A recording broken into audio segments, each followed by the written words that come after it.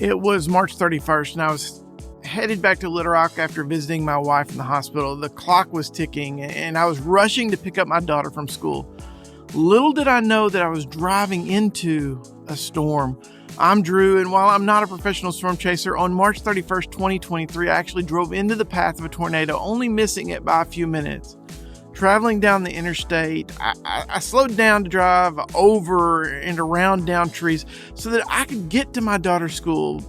And by this point, I was listening to the radio, and I knew the down trees were a result of a tornado that had just passed in front of me by just a few minutes. After finding my daughter at school safe and secure, we started to make our way home.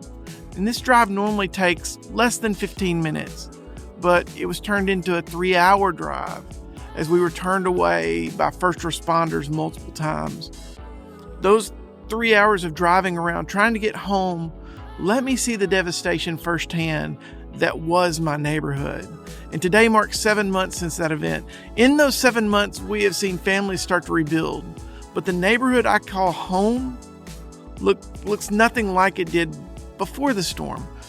But today I got to take part in an event that you may see on the news, and to many of you it's no big deal, but I honestly had butterflies in my stomach as I stood up to speak.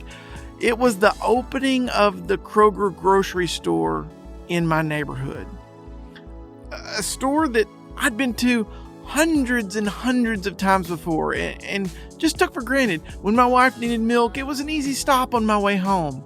And since its destruction, all those last-minute items have made us depend on the neighborhood gas stations, the convenience stores, and yes, even the liquor stores.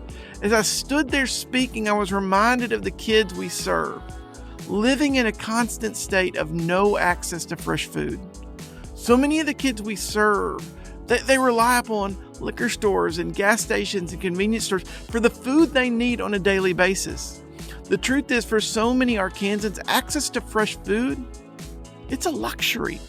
In fact, a recent USDA study ranked Arkansas as the most food insecure state in the country. That's right, Arkansas, this big agricultural state, the most food insecure state in the country. For so many of the kids we see, they rely upon school lunches for their primary form of food.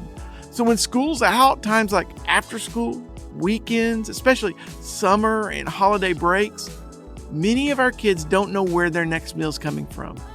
And if you've heard the stories from my previous videos, you know hunger comes in many shapes and in many sizes.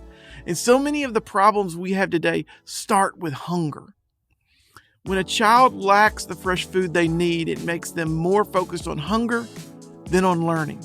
A contributing factor to so many Arkansas kids' deficiency when it comes to education. When kids lack fresh foods, they're more irritable. They lack self-control. A contributing factor to the fact that Arkansas is home of the most violent county in the nation, and while Little Rock, Pine Bluff, and Fort Smith continually rank as some of the most violent cities in the country. When kids rely upon carb-dense foods like ramen, mac and cheese, hot chips, their bodies lack the nutrients they need. A contributing factor to Arkansas being one of the most obese states in the nation. The Kroger grand reopening in our neighborhood reintroduces a hope that was lost to a storm. But in a world where food equals love, we all have the opportunity to love our neighbor with the gift of food. We only have a few short days until our deadline to get our food order in for Thanksgiving holiday boxes. These boxes provide the fresh, nutritious food for our kids need when schools are closed for this Thanksgiving week. And they live in communities that lack access to good, fresh food.